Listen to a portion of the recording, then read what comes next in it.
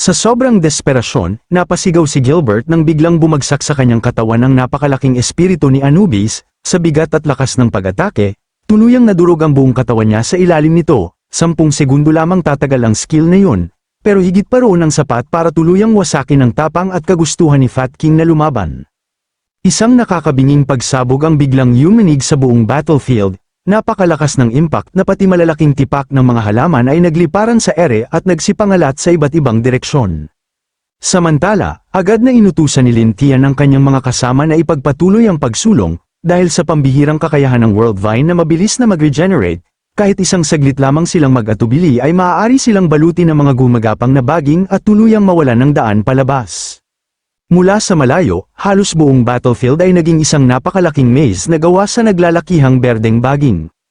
At sa mismong sandaling yun, dumating na rin sa battlefield ang Goblin Army na pinamumunuan ni Fiona.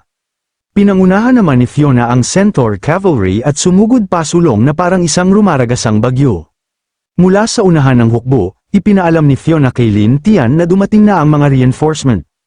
Nang marinig ni Lin Tian ang boses ni Fiona, isang kumpiyansang ngiti ang sumilay sa kanyang mukha. Alam niyang dumating na ang pinakahihintay niyang pagkakataon para tuluyang baligtarin ang takbo ng labanan. Samantala, nanlaki sa takot ang mga mata ni Steven, hindi niya matanggap ang kanyang nakikita. Ang mga Centaur, isang lahing matagal na niyang inakalang tuluyan ang naglaho, ay narito ngayon at nakikipaglaban mismo sa tabi ng mga goblin. Mahigpit na hinawakan ni Lin Tian ang kanyang sibat at saka ito itinaas ng mataas sa ere bilang hudyat. At sa isang iglap, sabay-sabay na sumugod ang buong hukbo para sa isang all-out assault. Ang Goblin Army na nakasuot ng kumikinang na pilak na baluti ay sumugod na parang dambuhalang tidal wave. Umalingaw-ngaw sa buong paligid ang kanilang nakakatakot na sigaw ng pagpatay habang walang tigil silang sumusulong. Samantala, tuluyang natarante si Gilbert nang mapagtanto niyang napalibutan na siya ng napakaraming goblin. Pilit niyang iwinawasiwas ang kanyang espada sa lahat ng direksyon habang desperadong sinusubukang makalaban. Pero laban sa walang katapusang agos ng mga goblin, naging walang saysay ang bawat pagtatangka niyang lumaban. Mula sa kanyang kinaroroonan, malamig na tiningnan ni Lin Tian si Gilbert na puno ng paghamak. Para sa kanya, gaano man kalakas ang isang kalaban, at kahit kaya nitong pumatay ng libu-libong tao gamit ang mahika, hindi pa rin ito kayang harapin ang isang hukbo na binubuo ng 100,000 goblin. Unti-unting namutla ang mukha ni Gilbert. Bumuhos ang malamig na pawis sa kanyang noo habang ramdam niyang papalapit na sa kanya ang kamatayan. Pero bago pa man siya makagawa ng paraan para makatakas, biglang may kamay na lumitaw sa likuran niya. Sa mismong likuran ni Gilbert ay lumitaw si Gobudi, nagliliyab ang kanyang mga matang kulay crimson, isang malamig at nakakatakot na presensya ang bumalat sa paligid habang marahan siyang lumapit kay Gilbert. Sa sumunod na sandali, tuluyan ang nahulog si Gilbert sa isang walang hanggang kailaliman ng kadiliman. Ang kanyang desperadong pagsigaw at pagmamakaawang humingi ng awa ay mabilis na naglaho sa kawalan. Nang makita ng mga natitirang sundalo ang nangyari, agad silang nagsitakbuhan sa iba't ibang direksyon. Isa sa mga sundalo ang agad na sumigaw sa kanyang kasama at nag-utos na bilisan nila ang pagtakbo. Kailangan nilang makatakas hanggang sa makarating sila sa guildmaster na si One-Eyed Owl, dahil kapag nalaman nito ang nangyari, siguradong siya mismo ang haharap at pupuksa sa kanilang mga kalaban. Makalipas ang ilang sandali, lumapit si Fiona kay Lin Tian na may kontentong ekspresyon sa mukha. Ipinaalala niya na noong sumuko ang mga Centaur, hindi naman nila ipinangako na magiging mga mercenary sila na susunod sa bawat utos ni Lin Tian at lalaban para sa kanya kahit kailan niya gusto. Dahil dito, agad na ibinigay ni Lin Tian kay Fiona ang isang bagong gawain, ang tuluyang pagpuksa sa mga natitirang kalaban. Walang pag-aalinlangan, diretsyong sumugod si Fiona patungo sa isang tumatakas na knight. Napakatindi ng kanyang pagsugod kaya agad na kinabahan at natakot ang lahat ng nakasaksi nito. Pilit na nagnitngit sa frustration ang tumatakas na knight, ngunit nang lingunin niya ang kanyang likuran at makita si Fiona na mabilis na humahabol sa kanya, tuluyang nawala ang kulay sa kanyang mukha. Sa sobrang takot, hindi na siya nakapag-react at hindi na nagkaroon ng pagkakataong umiwas. Sa gitna ng naglalagablab na dagat ng apoy, rumatsyada si Fiona sa napakabilis na bilis. Sunod-sunod na pulang slash ang humiwa sa hangin. At sa isang kisap mata, tuluyang nabutas ng kanyang mga atake ang katawan ng knight. Samantala, sumugod naman ang mababangis na goblin patungo sa mga sundalong tao na nananatiling nakakulong sa battlefield. Agad na umalingaw-ngaw ang kanilang masasakit at nakakapangilabot na sigaw habang nagsimula ang panibagong massacre. Sa kabilang bahagi naman ng battlefield, Patuloy pa rin ang matinding laban nina Alice at Edward. Nasa darkened form pa rin si Alice at walang tigil sa pakikipagsagupaan kay Edward, sa bawat pagtatama ng kanilang mga armas, nagsisiliparan ang nagliliyab na spark sa paligid. Sa tindi ng galit, umungal si Edward at iginiit na nilabag ni Alice ang kanilang napagkasunduan. Para sa kanya, dapat ay one-on-one duel lamang ang laban nila, ngunit pinayagan naman ni Alice na makialam ang buong Goblin Army. At sa mismong sandaling yon, biglang lumitaw si Lin Tian sa likuran ni Alice. Sa malamig niyang presensya, malinong niyang ipinahayag na walang kinalaman si Alice sa lahat ng nangyayari. Ang buong Goblin Army ay nasa ilalim mismo ng direktang utos ni Lin Tian, at mula pa sa simula, wala naman siyang kailanman na pagkasundo ang one-on-one duel. Dahil dito, napakagat na lamang sa kanyang mga ngipin si Edward sa matinding frustration, aminado siyang minaliit niya si Lin Tian, ngunit kahit ganoon, isang malamig na ngiti ang sumilay sa kanyang mukha. Para kay Edward, kahit na matinding pagkatalo ang sinapit ng hukbo ng mga tao, siya pa rin ang magiging tunay na panalo, dahil ang lahat ng nangyayari ngayon ay eksaktong naaayon sa planong matagal na niyang inihanda. Biglang isang napakalaking haligi ng tubig ang bumulusok paitaas at umabot sa kalangitan, tuluyang hamarang sa paningin ng lahat.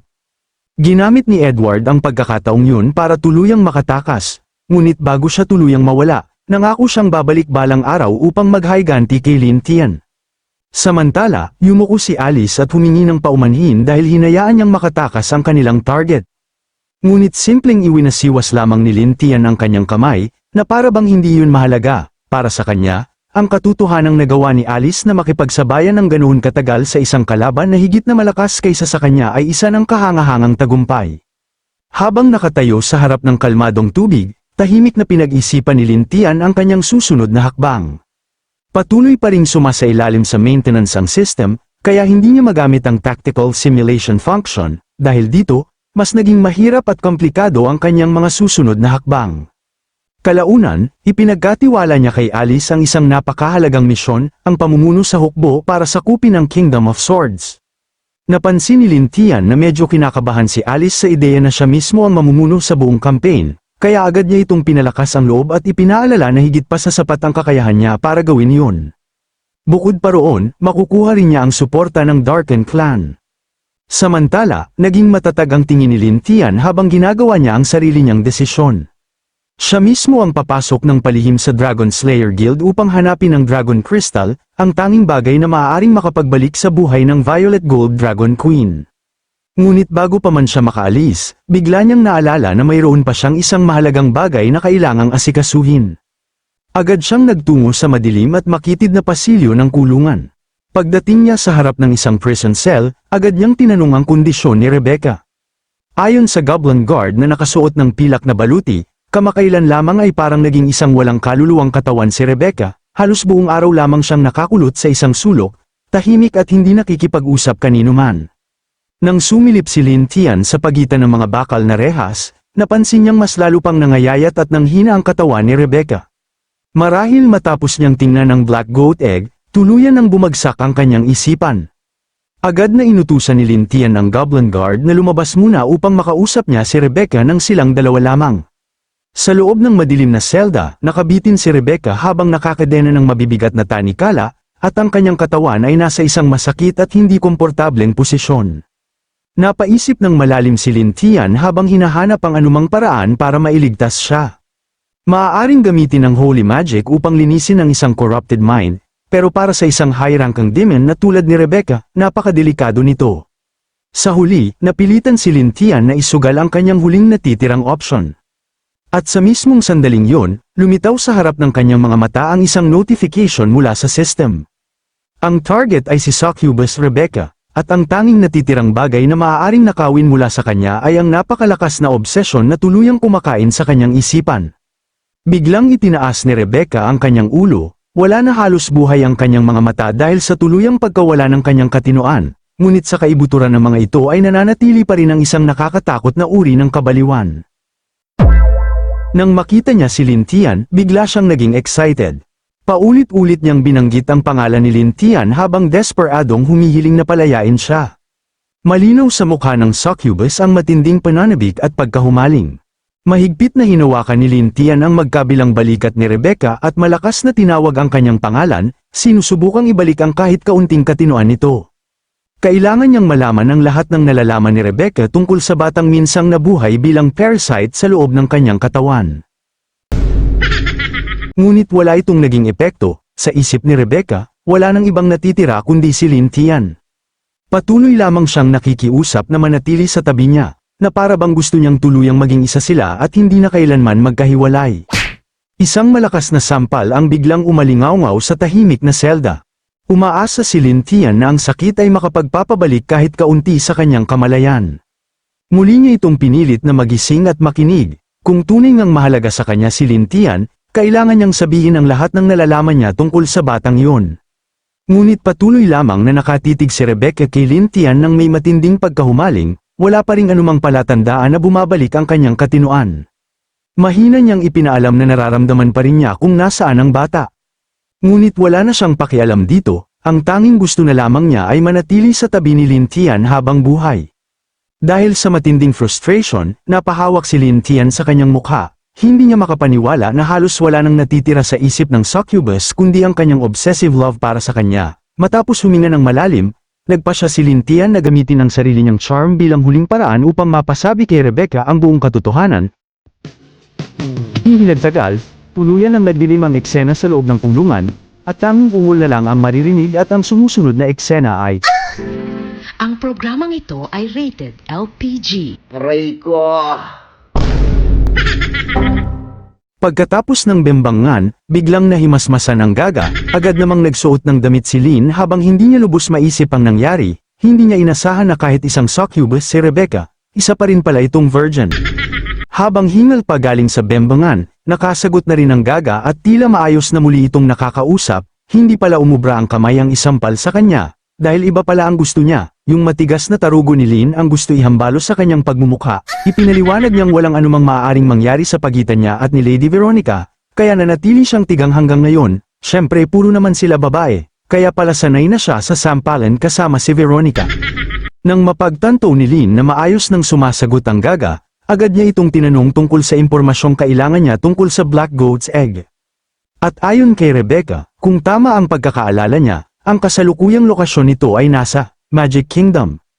Agad namang napaisip si Lin, ang Demon Kingdom ay may populasyon na daan-daang milyon, kung hahayaang malayang makakain at lumakas ang batang yon, posible itong maging isang unprecedented semi-divine goblin.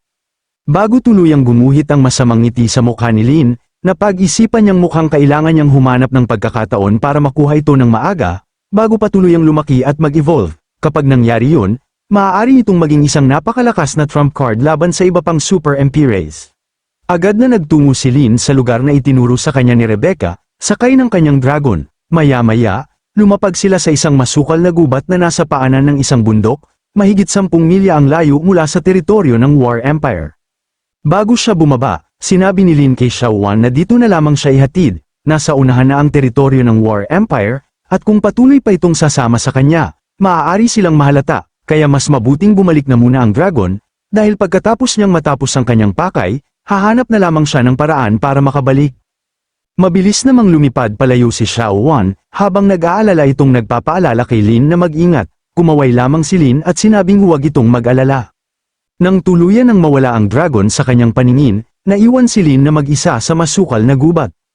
Sa pagkakataong yun, nasa tunay niyang anyo bilang goblin si Lin, at dahil balak niyang makapasok sa lungsod at makalusot sa Dragon Slaying Guild, kailangan muna niyang humanap ng ibang pagkakakilanlan na maaari niyang gamitin bilang kapalit ng sarili niyang anyo. Hindi pa nagtatagal ay may narinig siyang mga kaluskos mula sa kanyang likuran. Paglingon niya, 2 lalaki ang papalapit sa kanya, at nang makita nilang isang goblin lamang ang nasa harapan nila, agad silang natuwa dahil akala nila ay napakadali nitong talunin. Nagtaka pa ang isa sa kanila kung bakit may goblin na naman sa kanilang lugar. Ngunit kampante naman ang kasama nito, para sa kanila, mahihina lamang ang mga goblin, kaya balak niyang patayin si Lin at iuwi ang katawan nito. Umaasa pa itong baka humanga sa kanya ang mga babae sa kanilang nayon kapag nalaman nilang nakapatay siya ng isang goblin. Ngunit hindi nila alam na ang goblin na kaharap nila ay hindi ordinaryong nilalang. Si Lin ang pinakamalakas na goblin sa lahat, bahagya lamang siyang ngumiti. At bago pa man sila makagawa ng kahit anong hakbang, sa isang iglap ay tuluyan na niyang pinabagsak ang dalawa. Matapos iyon, nakatayo si Lin sa ibabaw ng kanilang mga bangkay habang kumikislap ang mapupulang mga mata niya. Sa wakas, nahanap na rin niya ang kailangan niyang kapalit. Ang dalawang lalaking yun mismo ang naging susi para makapasok siya sa lungsod nang hindi napapansin. Hindi nagtagal, nakarating si Lin sa bayan gamit ang katauhan ng isa sa mga lalaking pinatay niya. Habang naglalakad sa mataong mga kalsada, kumakain pa siya ng karne na dala niya. Habang pinagmamasdan niya ang buhay at kasiglahan ng lungsod, napaisip siya na nakakaengganyo palang gumastos kapag napapaligiran ka ng napakaraming tao at iba't ibang bagay na maaaring bilhin. Ngunit hindi yun ang pakay niya. Habang nagpapatuloy siya sa paglalakad, kalaunan ay nakarating siya sa harap ng isang napakalaking gate. Doon niya napagtantong maaaring ito na ang Dragon Slaying Guild. Agad niyang kinatok ang malaking pintuan, ngunit walang sumagot. Dahil madaling araw pa naman, napaisip si Lin na baka natutulog pa ang lahat sa loob. Kaya sa halip na patuloy na kumatok, nagpasya siyang umakyat na lamang sa bakod upang makasilap sa loob. At nang makita niya ang nasa kabilang panig, doon niya napagtanto kung bakit walang sumasagot sa kanyang katok. Maraming tao ang naroon sa loob, abala sa pagkain at pag-iinuman na parabang walang pakialam sa nangyayari sa labas. Napangiti si Lin nang mapagtanto niyang nagkukubli lamang pala ang mga ito sa loob habang nag-iinuman, kaya hindi nila narinig ang kanyang katok. Dahil dito, naisip ni Lin na sa susunod ay kailangan niyang kumatok ng mas malakas para makuha ang kanilang atensyon. Pagkatapos, gagamitin niya ang pagsali sa Dragon Slaying Guild bilang dahilan para makapasok siya sa loob at may sigawa ang kanyang tunay na pakay. Ngunit bago pa man niya maisakatuparan ang kanyang plano, hindi niya namalayang may isang taong nakalapit na pala sa kanya. Labis ang gulat ni Lin, hindi niya man lang naramdaman ang presensya nito.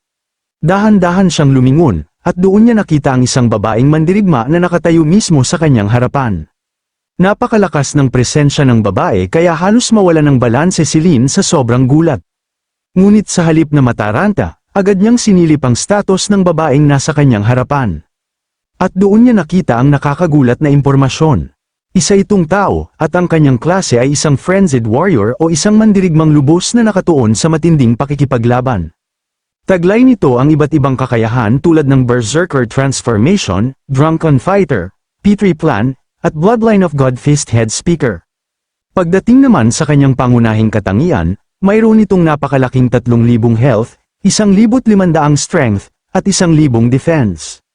Bukod pa rito, bihasa siya sa suntok, sipa, grappling arts, iba't ibang fighting techniques, at boxing.